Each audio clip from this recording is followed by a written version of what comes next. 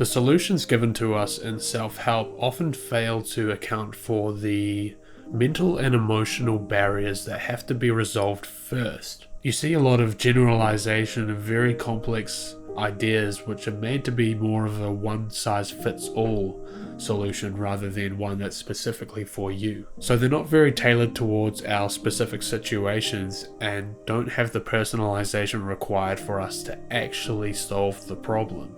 What we don't need is a barrage of vaguely correct solutions which could be applied to a huge amount of people, but things which are specifically tailored towards the way that we're currently thinking, the issues that we're currently having, the lens with which we are looking into the world, and a lot of these more sort of detailed and personal aspects. Let's imagine that we are reading a fantastic self-help book and we're feeling very invigorated because it's seeming like it's going to be the thing that's going to change our lives.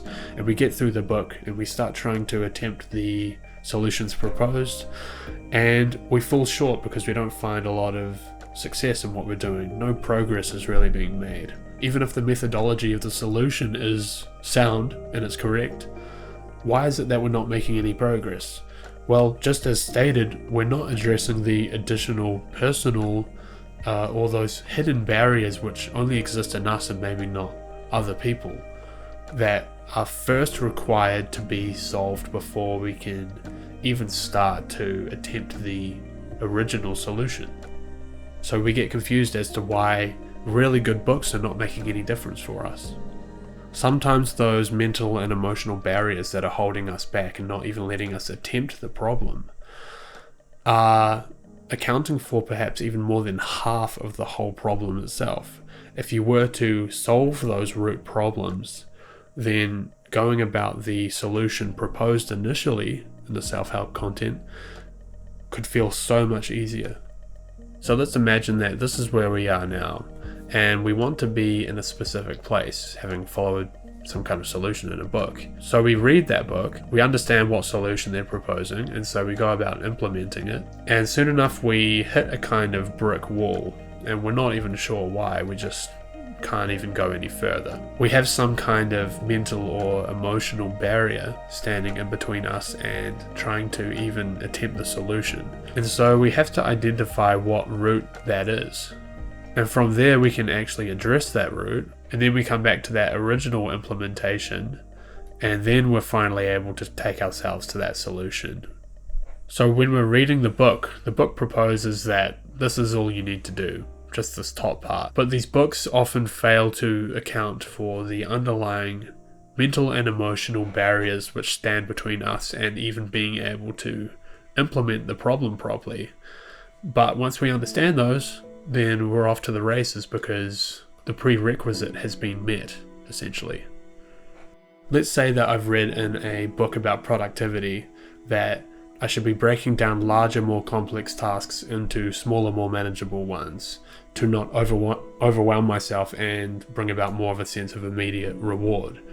But then I go about trying to do that and I find myself very avoidant because it turns out in recent years I have reinforced a cycle of avoidance and negative association with trying to be productive because I've had some bad experiences with it. So in other words, there's a lot of mental and emotional resistance to doing those tasks each time I try. What do I do then? Well, this is where a kind of fundamental mismatch happens in what I call a two-way misdiagnosis, because not only is the book misdiagnosing our problem, but we are also misdiagnosing the solution to our problem with the book's solution, which, as we now know, is more of a superficial one and is not taken into account the underlying root of the problem. So if we think that the book's solution is going to fix our root problem, which is personal to us and not taken into account by the book's author, then that's where we're going to run into trouble, because we're not going to really get anywhere because we have misdiagnosed the problem on our end, and the book is almost unaware of what our root problem is. So going back to the example, it doesn't matter how small I break the chunks of work into, as long as I haven't addressed the root problem, which is the fact that I'm avoiding working because I've built negative associations with working, and my mind's basically trying to protect me from doing anything, and so I'm avoiding it altogether because I feel emotional barriers every time I try and do work at all. Even if it's a small amount, it doesn't matter.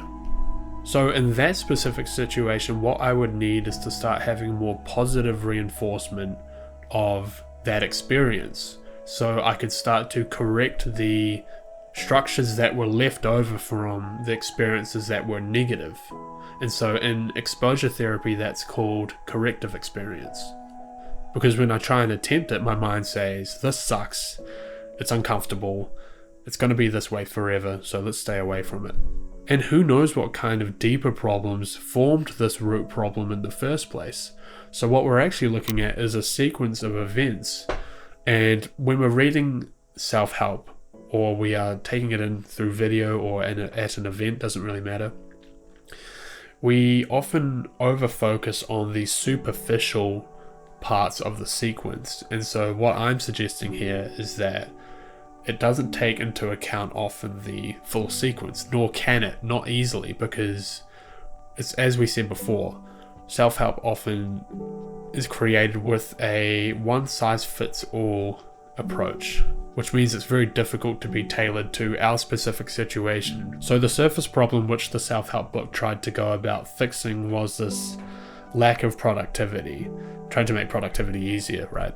And we went a layer deeper because we had trouble doing that, and then we said, oh, okay, there's a deeper problem. There are negative associations which have been made, and there is avoidance. Then you could ask, well, why did that form? And there could have been pre-existing deeper problems which created the grounds for those problems to exist. And you can see that you can just keep going down the layers. And in this way, self-help books kind of give us band-aids for those deeper wounds. And you can see once you start seeing the whole sequence of events that, okay, this problem is deeper than I thought. But as said, you may need to address these deeper problems before you can be in a place where you can attempt this surface level proposition that the self-help book has given. So I've experienced this many times with various books in the past, where I feel like they're never just quite hitting the bullseye mark. It's always these very superficial solutions which aren't quite getting there. And so this is why things like therapy exist, because we often come in with a superficial problem, and then over time therapists are able to create a holistic, more embodied, full picture of the whole experience, which is far easier to, I suppose, be informed about the solution when you know the whole picture. So problems can be diagnosed properly, and solutions can be made catering towards true personalization rather than this rough demographic estimate which self-help authors and creators, I suppose, have in the back of their minds when they're creating their content. Another issue is that when you are out in the field, as I call it, implementing the things that you've learned in self-help, it can feel very kind of barren. It can feel distant, lengthy and uncertain as you try and implement these things that were taught with such certainty. But it can take a lot of experimentation and tweaking and going back to things and trying different stuff out before you really feel like you're making any progress.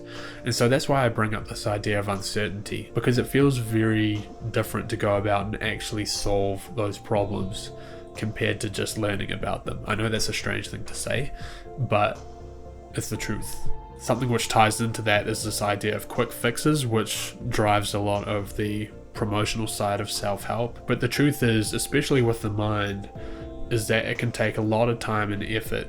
We're talking months, years even in some cases, to start making substantial changes. And so when you see the 3 things that you can shift, in the next week, it can be very misleading. It can also be addictive and give a false sense of making progress when you're watching all of these kinds of videos.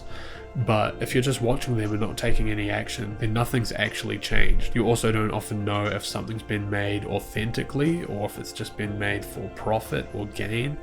And so that's left for you to decide a lot. You might not know if something is actually backed by scientific evidence or if it's just been, imagined on the spot by someone who's happened to have one experience. There's a lot of toxic positivity out there in the world of self-help, so a lot of the time that's not what you need. You just want to know the answer or the solution, and not for people to try and sugarcoat everything and make it as bright and as glittery as possible. So I did just start rattling things off towards the end there. But the truth is that self-help is most useful when you understand the medium, when you understand the danger signs and some of the things that I've been talking about here. It's not to say to give up on it, but to just be more aware of its limitations, and you'll probably get more out of it that way, or at least not fall into some of the common pitfalls of it. But that's what I have for today. I hope you got something out of it, and I appreciate your time as always.